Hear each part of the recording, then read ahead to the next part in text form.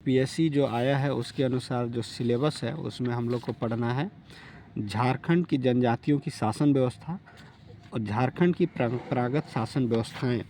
इसमें हम लोग पहला पढ़ेंगे मुंडा शासन व्यवस्था। तो मुंडा जो है, मुंडा जनजाति मुख्य रूप से कोल्हान एरिया में है। ऐसे तो है पूरे झारखंड में, लेकिन इनकी जो संकेंद्रण है मुख्य रूप से कोल्हान एरिया में है, कोल्हान प्रमंडल में। उसी प्रमंडल को ध्यान में रख के हम लोग पढ़ते हैं और है पूरे झारखंड में ही लोग, लेकिन कोल्हान में इनका संकेंद्रण है। तो मुंडा शासन व्यवस्था, मुंडा जनजाति की शासन व्यवस्था को मुंडा शासन व्यवस्था कहा जाता है। जो मुंडा लोग का शासन व्यवस्था है उसको हम लोग बोलेंगे मुंडा शासन व्यवस्था। मुंडा शब्द का सामान्य अर्थ विशिष्ट व्यक्ति तथा विशिष्ट अर्थ गांव का राजनीतिक प्रमुख है। एक सामान्य अर्थ जो होता है वो होता है विशिष्ट व्यक्ति, और उसका जो विशिष्ट अर्थ होता है वो राजनीतिक प्रमुख। तो जो राजनीतिक प्रमुख होगा उसको मुंडा शब्द बोलेंगे विशिष्ट अर्थ में। मुंडा शासन व्यवस्था से संबंधित महत्वपूर्ण पदें हैं। जो शासन के चलाने के लिए मुंडा शासन व्यवस्था में कई पद थे, उन पदों में इस संगठन को चलाने के लिए कई पद थे। उन पदों में किनका किनका नाम है उसके बारे में हम लोग पढ़ेंगे। संगठनों से संबंधित तथ्यों का विवरण निम्नपद है। तो जो मुंडा शासन व्यवस्था है उसमें चलाने के लिए जो आज का भारत का लोकतांत्रिक शासन व्यवस्था है उसमें प्रधानमंत्री होते हैं, राष्ट्रपति होते हैं, मंत्री होते हैं, राज्य मंत्री होते हैं, स्वतंत्र प्रभार मंत्री होते हैं।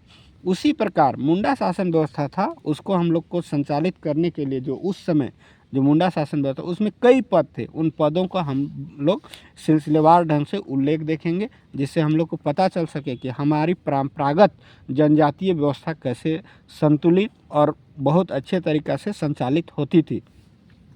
तो उसमें महत्वपूर्ण पद हैं, उनके बाद संबंधित तथ्य हैं, उन पद में क्या क्या तथ्य है वो।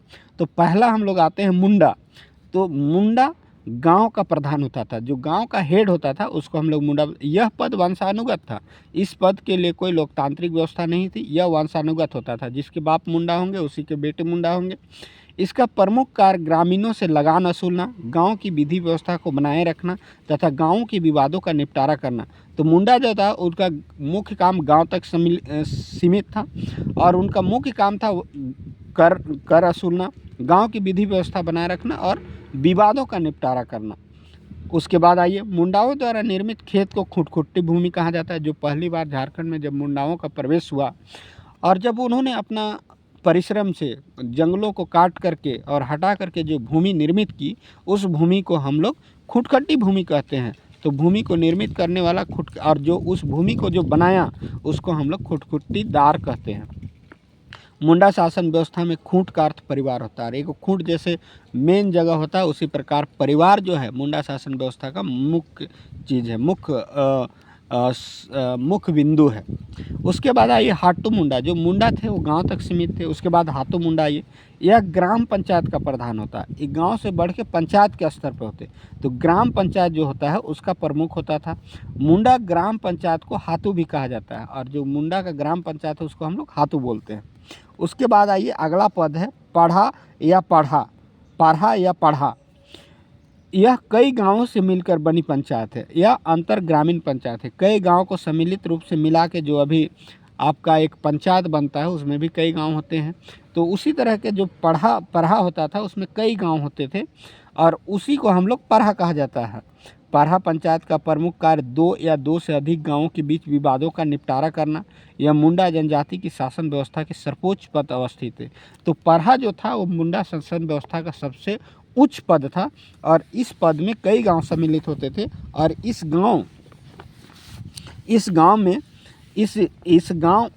कई गांवों के विवादों का ये निपटारा करते थे।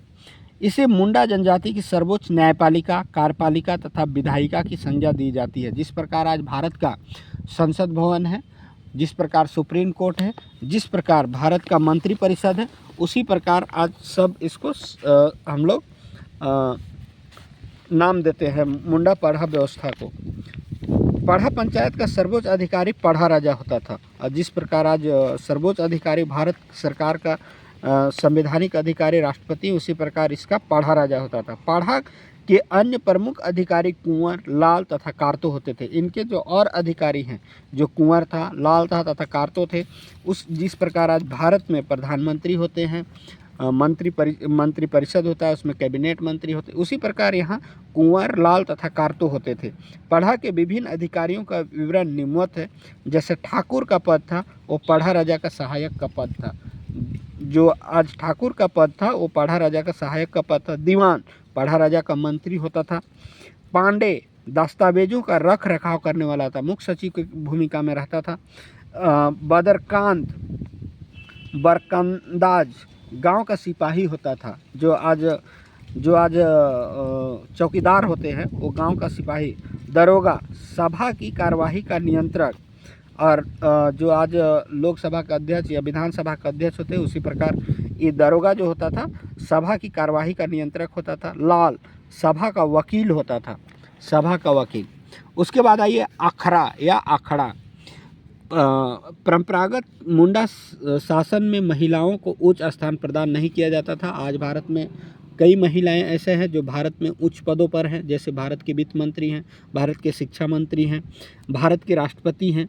तो उस समय जो था वो मुंडा शासन व्यवस्था में महिलाओं का स्थान नहीं था, उच्च स्थान नहीं था। जबकि आज आधुनिक भारत में ऐसे कई पद हैं जिसमें भारतीय महिलाएं अपना योगदान दे रही हैं और भारतीय लोकतंत्र को सुशोभित कर रही हैं।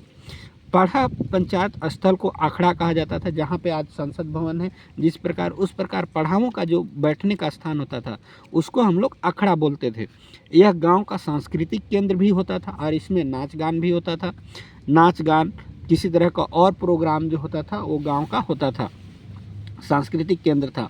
मुंडा गांव में पंचायत की बैठकों का आयोजन अखड़ा या अखड़ा में किया जाता था और ये जो बैठक होता था वो अखड़ा में ही होता था। मानकी, यह पढ़ा पंचायत के प्रधान को मानकी कहा जाता और जो पढ़ा पंचायत का प्रधान होता था उसको मानकी कहा जाता था। यह पद भी वंशानुगत होता है। जिस प्रकार मुंडा का पद वंशानुगत होता था उस प्रकार मानकी का पद भी वंशानुगत ही होता था। उसके बाद आइए पहान। मुंडा गांव का धार्मिक प्रधान पहान कहलाता है। जो पूजा पाठ करने का जो प्रधान होता था उसको हम लोग पहान बोलते हैं। आज भी पहानी बोला जाता है मुंडा क्षेत्र में। पहान गांव में शांति बनाए रखने हेतु पूजा पाठ तथा बलि चढ़ाने का कार्य करता था। इन कार्यों के संचालन हेतु पहान को लगान मुक्त भूमि प्रदान की जाती है, जिसे डाली कटारी भूमि कहा जाता है। महतो, यह पहान का सहायक होता था। महतो जो होता था वो पहान का सहायक होता था। यह मुख्यतः गांव में संदेशवाहक का काम करता था। जिस प्रकार आजकल जिस प्रकार टीवी चैनल, रेडियो चैनल संदेशवाहक का काम करते हैं उसी प्रकार महतो का काम होता था। गांव में किसी तरह की फैसला हो या कोई भी कार्य हो तो उसका गांव के लोगों तक संदेश वाहक का काम जो करता था वो महतो करता था। भूतखेता, उसके बाद एक भूतखेता का पद है। गांव को भूत प्रेत के प्रकोप से बचाने हेतु पहान द्वारा विशेष पूजा की जाती थी। इस हेतु पहान को अतिरिक्त भूमि प्रदान की जाती थी जिसे भूतखेता कहा जाता है। इस भूमि को दिया जाता था। इसकी उपज या आय से भूत प्रेत की पूजा व्यवस्था का संचालन किया जाता था।